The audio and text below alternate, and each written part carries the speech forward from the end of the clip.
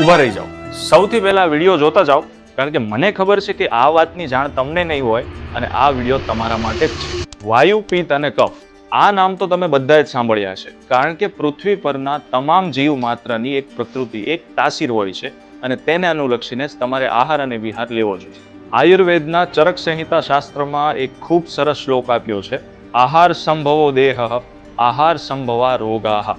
અર્થાત કે તમામ પ્રકારના રોગ તમારા આહારના લીધે થાય છે અને આ શરીર તમારા આહારને લીધે જ ચાલી રહ્યું છે.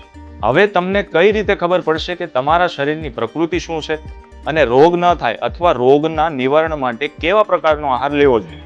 તો મિત્રો, મેં તમારા માટે આ સમસ્યાનું એક સરળ સમાધાન કરી દીધું છે, જેની અંદર તમને તમારી પ્રકૃતિ વિશે જાણ થશે અને સાથે કેવો આહાર અને વિહાર લેવો પડશે તેની અનુરૂપ માહિતી આપવામાં આવી છે.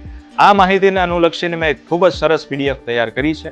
જો તમને પણ આ પીડીએફની રિક્વાયરમેન્ટ હોય તો સૌથી પહેલા અમને ફોલો કરો અને કોમેન્ટમાં લખો ફૂડ, એટલે આપોઆપ આ પીડીએફ તમારા ઇનબોક્સમાં આવી જશે.